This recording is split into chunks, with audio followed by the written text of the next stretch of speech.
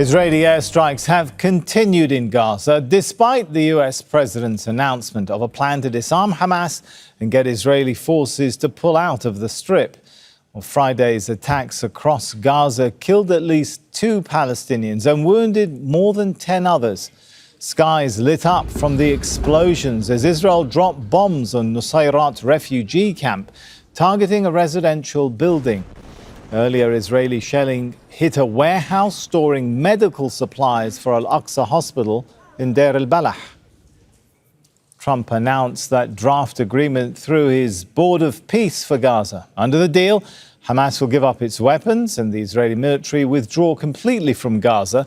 Trump says all parties have agreed to the plan. Israel was very happy about it. Israel helped us with it. And they've been very good. They've been very good about it. Most people said that would be a deal that would be undoable. Now, will it go through its ups and downs? It's a very complex situation over there. The people are very complex and difficult. Many cases wonderful, in many cases not so wonderful.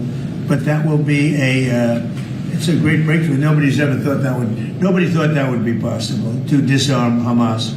That shows you how much success we're having with Iran. Because if you go 4 months ago, 5 months ago, a deal like that would have been impossible. So it's a big step for the Middle East, and people are really impressed by it, and they're surprised by it.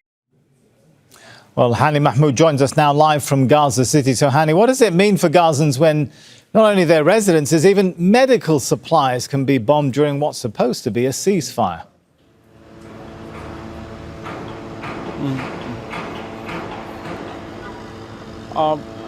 Sammy, the word ceasefire has become largely disconnected with the daily reality of people's life here.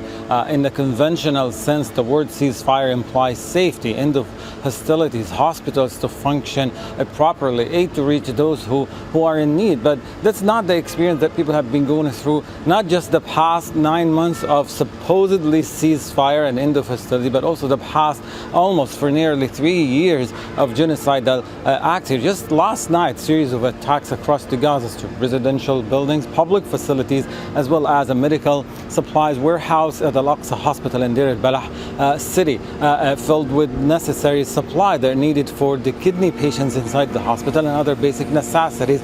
And by the way, the hospital, not just Al-Aqsa Hospital, across the Strip, health facilities are under immense pressure, and according to the health ministry, according to medical missions that have been operating across the Strip, there is a serious need for medical supplies to enter in a sufficient amount so doctors can function properly, operate on patients properly. That's not the case. When you see health facilities being attacked, damaged and destroyed, and this is not the first time we've seen these direct attacks on health facilities, it limits the work of doctors, it limits doctors in the way they provide treatments, in the way they save lives, and most of the time anything that is treatable ends up being hard to treat and leads to human loss. And that's exactly what's going on with these attacks. When it comes to residential buildings, many of the people last night had nowhere to go. Some decided to stay where they at, ended being critically injured simply because there is no shelter available for them. On a psychological level, the impact is profound. The fact that people cannot plan weeks ahead. They're worried about just going through the next day or the next few hours, just giving the unpredictable attacks. Perhaps the most critical part here is it erodes any sense of confidence here. Every time we talk about an agreement, and by the way, we are at the height of negotiations now, violence continues to happen and just erodes any sense of confidence in any diplomacy to succeed.